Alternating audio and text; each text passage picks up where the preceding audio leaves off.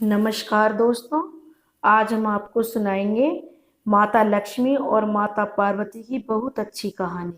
अगर आपको हमारी कहानी अच्छी लगे तो हमारे चैनल ज्ञान गंगा को लाइक करें, सब्सक्राइब करें और शेयर करें।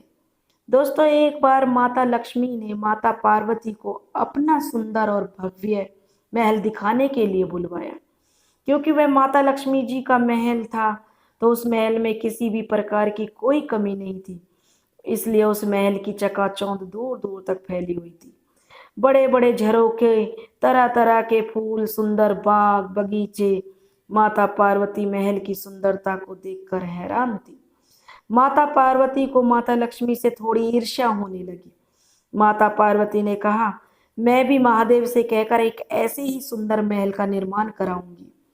माता लक्ष्मी ने माता पार्वती जी का मजाक उड़ाते हुए कहा कि महादेव तो गले में सांप लपेटे रखते हैं और बदन पर राख लपेटे रहते हैं और भांग पीते हैं, बर्फीली पहाड़ों पर घूमते रहते हैं, वो कहाँ महल बनवा सकते हैं। माता पार्वती को लक्ष्मी जी के व्यंग सुनकर बहुत बुरा लगा। वो वापिस आकर महादेव से जिद करने लगी, मुझे भी एक महल चाहिए। मैं लक्ष्मी जी का महल देख कर आई हूँ, मुझे उससे भी सुंदर महल बनवा दो।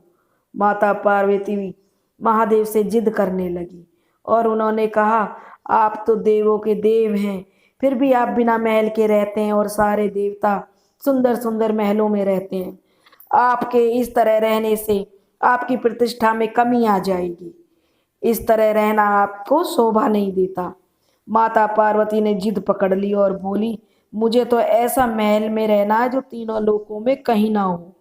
महादेव सब जानते थे और मंद मंद मुस्कुरा रहे थे। उन्होंने माता पार्वती को समझाया, लेकिन वो नहीं मानी, अपनी जिद पर अड़ी रही। भोलेनाथ बोले, मैं तो योगी हूँ, महल में चैन से नहीं रह पाऊंगा, मुझे तो इसी तरह रहने में आनंद आता है।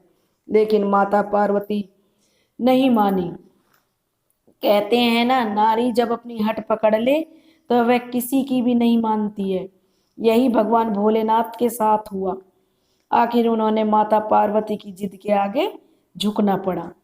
अब भोलेनाथ ने महल बनवाने के लिए विश्वकर्मा जी को बुलवाया और उन्हें एक ऐसा महल बनाने के लिए कहा गया जो तीनों लोकों में कहीं ना हो।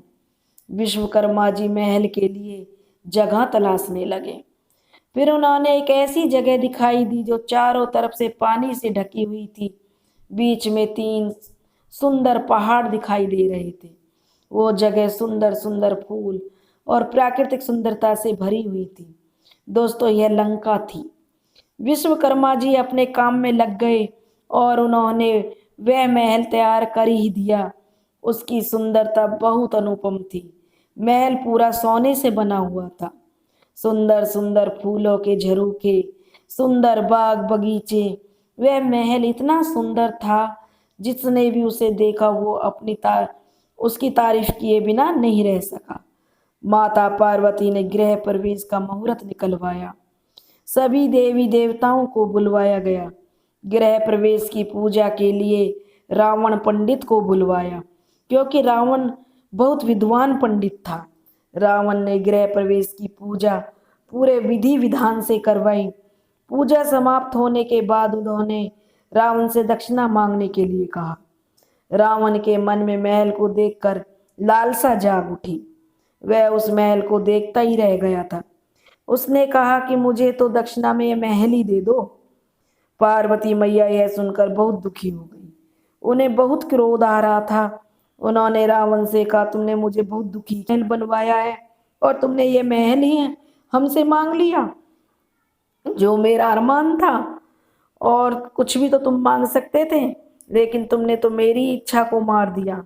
और पार्वती जी ने गुस्सा होकर रावण को श्राप दे दिया और कहा, महादेव जी का अंश एक दिन इस महल को जलाकर राख कर देगा और उसके साथ ही तुम्हारे कुल का विनाश आरंभ हो जाएगा।